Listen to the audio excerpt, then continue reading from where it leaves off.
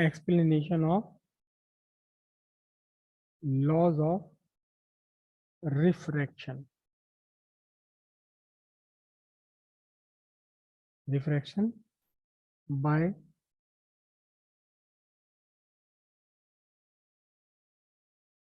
क्या था ये, हाइगेंस प्रिंसिपल। Huygens principle. अब हमें लॉज ऑफ रिफ्रैक्शन प्रूव करने। डायग्राम कैसे बनाएंगे देख लीजिएगा।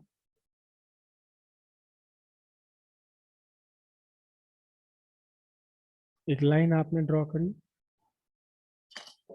ये सेपरेट कर रही है दो मीडियम को। ऊपर आपका है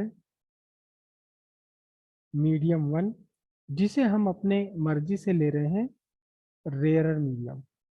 उससे कोई फर्क नहीं पड़ता, आप चाहे रेयरर ले लो पहले या डेंसर ले लो पहले, बाद में उल्टा कर लो, कोई फर्क नहीं पड़ता। नीचे मीडियम टू है, मीडियम टू है, कैसा है, डेंसर है, ठीक है। अब इस पर हम डायग्राम कैसे ड्रॉ करेंगे देखो, वही स्केल से ड्रॉ करना है डायग्राम। काफी टेढ़ा रखना है स्केल को, अगर ऐसे खड़ा करके रखेंगे तो डायग्राम कंजस्टेड हो जाएगा। काफी टेढ़ा से करके रखना है ऐसे, ठीक है। एक रे ऑफ लाइट बनाई आपने ये इंसिडेंट, और दूसरी साइड एक और रे ऑफ लाइट, ये भी इंसिडेंट रे। दो इंसिडेंट रे आपने ड्रॉ कर दिए, ठीक है। इसे वन लिखेंगे, इसे लिखेंगे टू, या इसे वन लिख लो इसे टू लिख लो, कोई फर्क नहीं पड़ता, ठीक है। ये पॉइंट आपका बनेगा, कौन सा पॉइंट बनेगा, ए। ये पॉइंट बनेगा ए डैश। अब ए से आपको वेव फ्रंट बनाना है यहाँ तक। तो ये मैंने लिया, सेट स्क्वायर लगाया, यहाँ लगा दो, ये सेट स्क्वायर लगाया, इसे घुमा के लाए, चला के लाए ए तक। ए तक आ गई इसकी एक साइड, दूसरी साइड कहाँ मिल गई है, जहाँ तक परपेंडिकुलर पहुँचाना है। और ये आपका हो गया A B. A B represent incident wave front, और ये एंगल कितना है, 90 डिग्री, ठीक है। इस बार लाइट रे को दूसरे मीडियम में जाना है। मीडियम वन रेयरर है, इसका मतलब यहाँ स्पीड ऑफ लाइट लार्जर है। मीडियम टू डेंसर है, वहाँ स्पीड ऑफ लाइट कम है। तो जैसे जैसे ए बी वेव फ्रंट टकराएगा वैसे वैसे इस ए और ए डैश सेपरेटिंग एरिया से पहले, सबसे पहले ए पॉइंट, फिर उसके बाद ये पॉइंट, फिर उसके बाद ये पॉइंट, फिर ये पॉइंट, एक एक करके ए और ए डैश के बीच जितने भी पार्टिकल्स हैं वो सब सेकेंडरी सोर्स की तरह से बिहेव करना शुरू कर देते हैं, सेकेंडरी सोर्स की तरह से बिहेव करना शुरू कर देते हैं, ठीक है। सबसे पहले वेवलेट्स निकली ए से, सबसे लास्ट में सेकेंडरी वेवलेट्स निकली ए डैश। जब ए डैश से वेवलेट्स निकली सेकेंडरी वेवलेट्स, तब तक ए से निकलने वाली वेव्स कुछ चल चुकी थी। जब ए टकराया मीडियम पर, सेपरेटिंग मीडियम पर, उसके टी टाइम के बाद बी टकराया कहाँ, ए डैश पर। तो बी से लेकर के ए डैश तक कितना डिस्टेंस है, बी से लेकर ए डैश तक का डिस्टेंस है, distance equal speed of light into time. Speed of light medium one में हमने लिया है कौन सी, T1। तो ये आपका यहाँ ए डैश तक का डिस्टेंस हो गया C1T, ठीक है। जब तक सेकेंडरी वेवलेट्स निकलनी शुरू हुई ए डैश तक, ए डैश से, जब ए डैश से सेकेंडरी वेवलेट्स निकलनी शुरू हुई, तब तक ए से निकलने वाली सेकेंडरी वेवलेट्स को टाइम मिल चुका था T। तो ये कुछ डिस्टेंस कवर कर चुकी, कितना डिस्टेंस कवर कर चुकी, वो फाइंड करेंगे speed of light in denser medium into time. वो स्पीड ऑफ लाइट कितनी, C2 डेंसर मीडियम में कम होगी। तो अब हमें क्या लेना, मतलब यहाँ से हमें कितना चल चुकेगी ये, C2T डिस्टेंस, और C2 की वैल्यू कम है C1 से, तो C2T की वैल्यू भी C1T से कम होगी। इसलिए मैंने आर्क में ये ले लिया थोड़ा सा ए बी ए डैश से थोड़ी सी कम डिस्टेंस, और अब यहाँ एक आर्क लगा दिया ये एक आर्क लगा दिया यहाँ, ठीक है। इस सर कम आर्क, क्यों ली? हाँ, कम इसलिए लिया ना सर क्योंकि मीडियम टू डेंसर है, तो यहाँ स्पीड ऑफ लाइट कम रहेगी। यहाँ speed of light rare medium में स्पीड ऑफ लाइट है c1, यहाँ स्पीड ऑफ लाइट है c2, और क्योंकि डेंसर है तो c2 की वैल्यू c1 से कम बनेगी, c2 की वैल्यू c1 से कम बनेगी। लेकिन टाइम तो बराबर ही लग रहा है दोनों को। जब पहुंचा b से a डैश, देखो सुन लो ध्यान से समझो इस बात को, जिस टाइम पर ए टकराया, ए बी टकराया आपके मीडियम पर, तो इसने ए ने सेकेंडरी वेवलेट्स निकालनी शुरू कर दी। जैसे ही ए से सेकेंडरी वेवलेट्स निकालनी शुरू करी, आपने अपनी घड़ी में टाइम चला दिया। जैसे ही ए ने सेकेंडरी वेवलेट्स निकालनी शुरू करी, टाइम चला दिया आपने। बी को ए डैश तक पहुंचने में टाइम लग गया, कितना टाइम लग गया, आपकी घड़ी में टाइम हो गया टी। तो बी से लेकर ए डैश तक कितना डिस्टेंस होगा, सिंपल सी बात है, speed of light into time. कितना टाइम लगा यहाँ तक पहुंचने में, टी, c1t। तो ए से चलने वाली सेकेंडरी वेवलेट जो दूसरे मीडियम में चल रही, वो उनको भी टाइम कितना ही मिलेगा।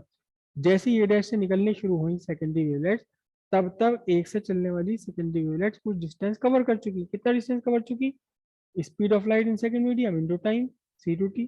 तो अब यहाँ से ये c2 क्योंकि c1 से कम है, तो सिंपल सी बात है c2d जो डिस्टेंस होगा ये जहां भी आएगा वो c1t से तो कम ही होगा ना। तो इसलिए मैंने अपने हिसाब से, अपने अंदाजे से क्या करा, c1t से कम डिस्टेंस ले ली इसके अंदर, और उतने ही रेडियस का क्या बना दिया ये, उतने ही रेडियस का यहाँ ये एक आर्क बना दिया।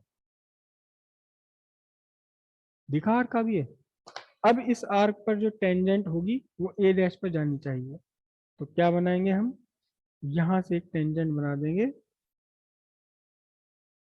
ए डैश पर।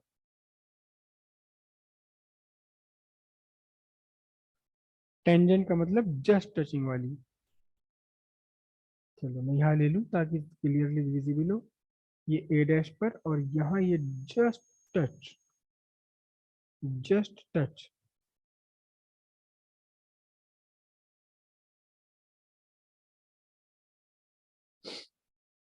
अब ये जो टच पॉइंट है, इस टच पॉइंट को ए से आप ज्वाइन कर लीजिए।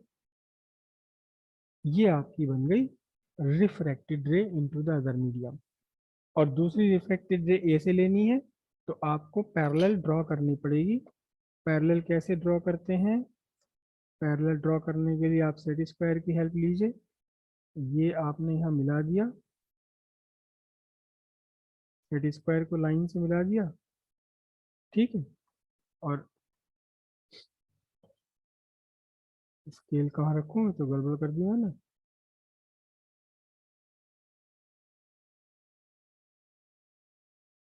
यहाँ लेना पड़ेगा। ये मैंने यहाँ सेट स्क्वायर लगाया, सेट स्क्वायर लगाया, ए डैश से मुझे पैरेलल लाइन लेनी है, सेट स्क्वायर इसके साइड में लगाया स्केल, और स्केल के सहारे इसे हम, ये लग गई, स्केल के सहारे से हम यहाँ ए डैश तक ले आएंगे।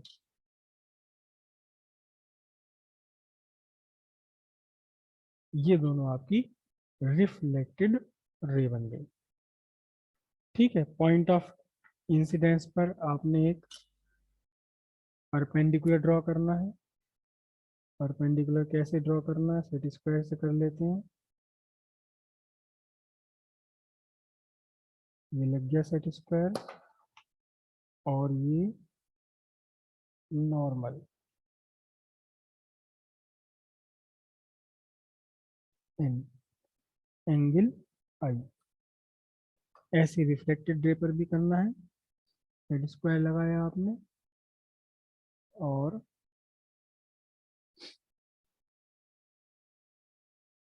ये बन गया नॉर्मल एन डैश, ठीक है। मीडियम को सेपरेट करने वाला लाइन है एम, एम डैश, ठीक है। इसमें भी वही कहानी है, देखो क्या, कि ये लाइट रे, इंसिडेंट लाइट रे और वेव फ्रंट दोनों एक दूसरे के परपेंडिकुलर होते हैं, जिसमें से एक एंगल आई है, तो ये कितना बचा, एंगल 90 माइनस आई। अब नॉर्मल और सरफेस एक दूसरे के परपेंडिकुलर होते हैं, इन परपेंडिकुलर में से एक एंगल बन गया 90 माइनस आई, तो 90 में से 90 माइनस आई घटाओगे, ये बनेगा आपका आई। ऐसे ही ये एंगल बना आपका आर, क्योंकि एंगल ऑफ रिफ्लेक्शन आर है। मतलब इंसिडेंट वेव फ्रंट ने, this is incident wave front A B, A B incident wave front है, इंसिडेंट वेव फ्रंट ने सरफेस के साथ कितना एंगल बनाया आई, और ये रिफ्रैक्टेड वेव फ्रंट है, रिफ्रैक्टेड वेव फ्रंट ने सरफेस के साथ कितना एंगल बनाया आर। ठीक है,